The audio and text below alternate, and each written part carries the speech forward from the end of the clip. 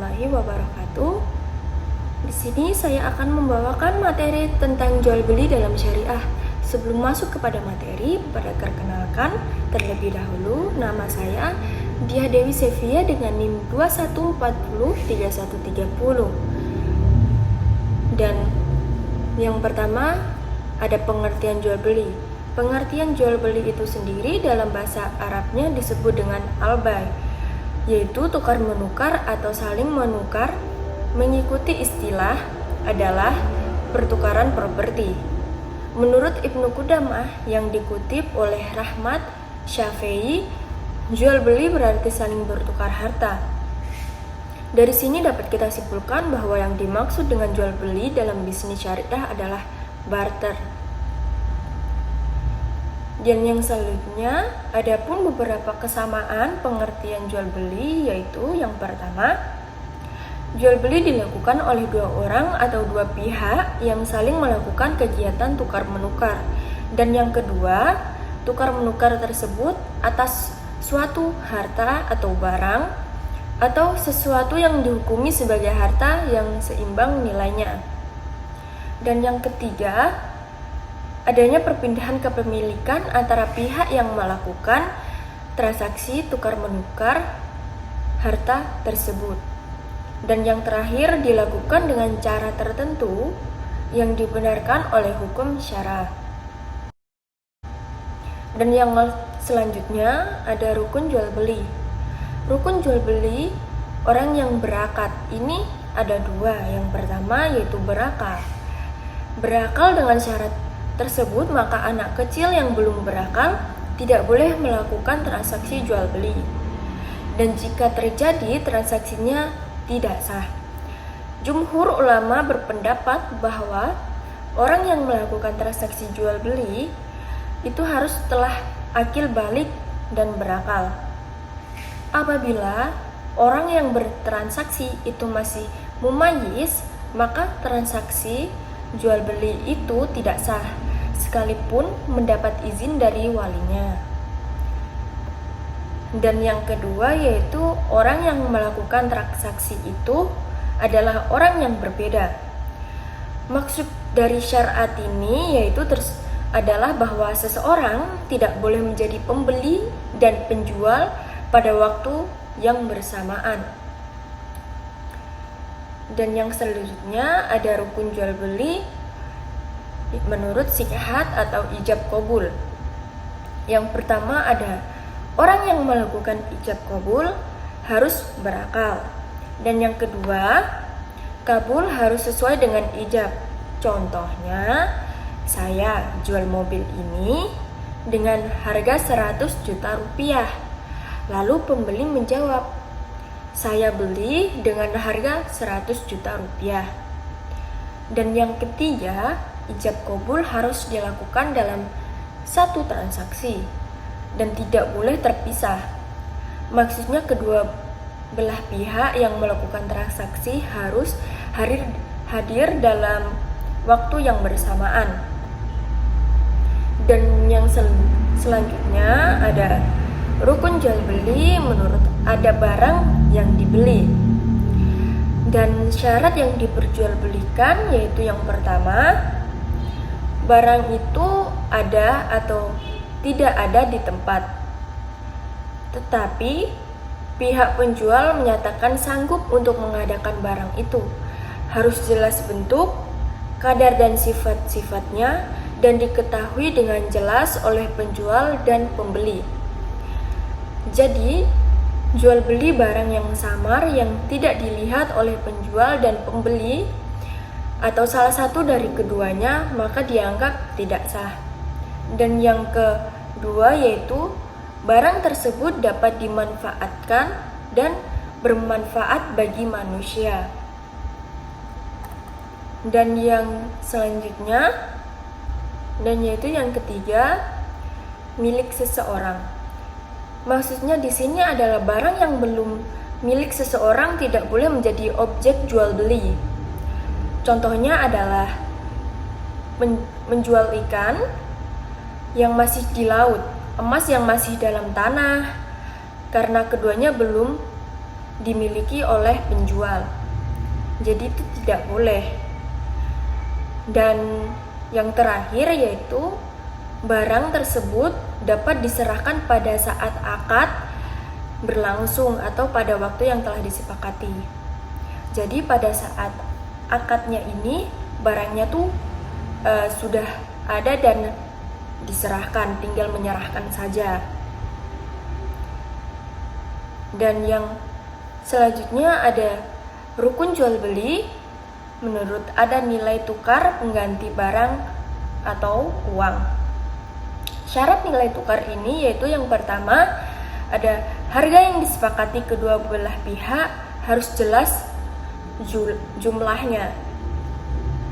Dan yang kedua yaitu dapat diserahkan pada saat transaksi sekalipun secara hukum seperti pembayaran dengan cek atau kredit. Apabila barang dibayar kemudian berhutang, maka waktu pembayaran harus jelas. Seperti saya akan membayar tanggal sekian. Dan yang ketiga, jual beli itu dilakukan dengan cara barter. Maka barang yang dijadikan nilai tukar bukan barang yang diharamkan syar'a, seperti babi dan khamar itu tidak boleh ya dijual belikan.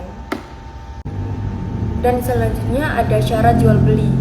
Syarat jual beli itu sendiri yang pertama yaitu penjual dan pembeli adalah orang yang sudah balik dan berakal. Seperti yang saya sudah jelaskan tadi di awal, minimal sudah mumayyiz, dapat membedakan mana yang baik dan mana yang buruk. Dan yang kedua, atas kehendak sendiri, yaitu bukan karena paksaan orang lain. Jika dipaksa oleh orang lain, maka jual belinya itu tidak sah, karena tidak dari diri sendiri. Dan yang ketiga, yaitu penjual dan pembeli harus minimal 2 orang, dan tidak sah jual beli sendirian. Dan yang keempat, barang yang dijual haruslah milik sempurna, yaitu yang dimaksud adalah milik sendiri, yaitu seperti yang saya katakan tadi, yang tidak boleh tuh seperti emas yang ada di laut itu kan belum milik sendiri, jadi itu tidak boleh diperjualkan. Dan yang selanjutnya ada barang yang dijual harus jelas wujudnya dan dapat diserahkan. Jadi di sini maksudnya bentuknya barangnya itu seperti apa, kita harus jelas sebagai seorang penjual. Jadi nanti saat bertransaksi dengan klien itu kita tinggal menyerahkan barangnya. Jadi supaya customer kita itu tidak kecewa kepada kita gitu. Dan yang selanjutnya yaitu barang yang dijual harus suci zatnya menurut syara. Yang dimaksud di sini yaitu seperti harus suci itu tidak menjualkan babi dan yang tidak diperbolehkan untuk menjual belikan.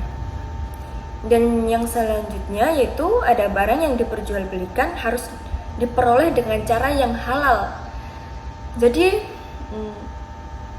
di sini kita barang yang kita mau jualkan itu harus melalui halal dulu ini, kayak transaksi kita itu harus halal kayak gitu. Dan selanjutnya ada jual beli yang dilarang dalam syariah. Yang pertama ada jual beli yang dilarang dan hukumnya tidak sah atau batal, yaitu jual beli yang tidak memenuhi syarat dan hukumnya.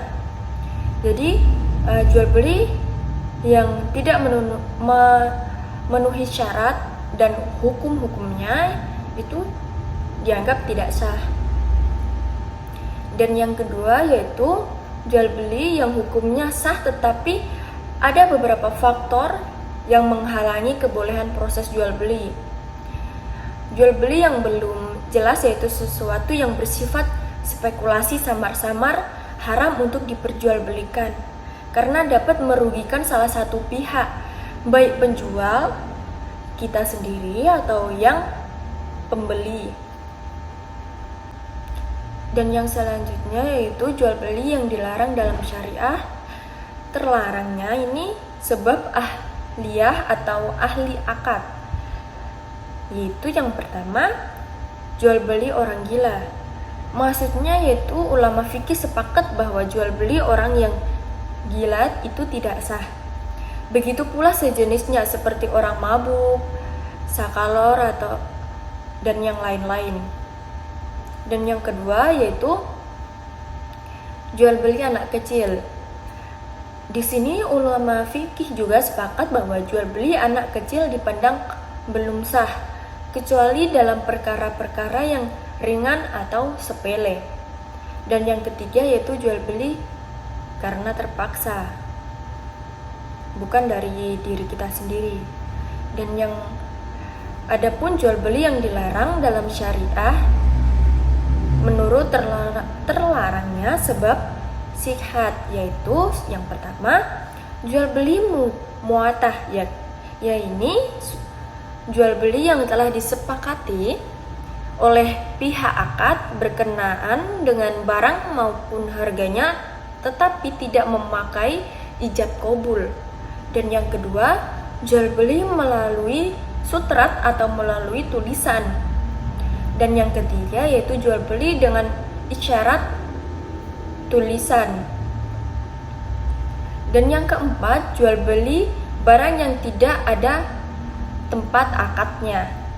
Dan yang kelima, jual beli tidak sesuai antara ijab dan kabul. Dan yang keenam, jual beli munjis, yaitu yang dikaitkan dengan suatu syarat atau ditangguhkan pada waktu yang akan datang. Jual beli ini dipandang batal menurut jumhur ulama. Dan yang selanjutnya ada jual beli yang dilarang dalam syariah, yaitu terlarangnya yaitu sebab barang jualan. Yaitu secara umum makud adalah harta yang dijadikan alat pertukaran oleh orang yang akad, yang bisa disebut mabi atau barang jualan. Dan harga. Ulama fikih sepakat bahwa jual beli dianggap sah apabila makud alai adalah barang yang tetap atau bermanfaat, berbentuk, dapat diserahkan, dapat dilihat oleh orang-orang yang akad, tidak bersangkutan dengan milik orang lain, dan tidak ada larangan syarah. Dan yang selanjutnya yaitu yang terakhir ada jual beli yang dilarang dalam syariah menurut terlarang sebab syarha, yaitu ulama sepakat membolehkan jual beli yang memenuhi persyaratan dan rukunnya. Namun demikian ada beberapa masalah yang diperselisihkan di antara para ulama, yaitu yang pertama jual beli riba, yaitu riba nasiyah dan riba fadil adalah fasid menurut ulama Hanafiyah tetapi batal menurut jumhur ulama. Dan yang kedua, jual beli dengan uang dari barang yang diharamkan. Dan yang ketiga, jual beli hasil pencegatan barang. Dan yang keempat, jual beli pada saat azan Jumat. Dan yang kelima, jual beli anggur yang dijadikan khamar. Dan yang keenam, jual beli barang yang sedang dibeli orang lain. Dan yang ketujuh, jual beli bersyarat. Itu tadi penjelasan materi dari saya. Mohon maaf jika ada salah kata dalam menyampaikan materi, dan terima kasih. Wassalamualaikum warahmatullahi wabarakatuh.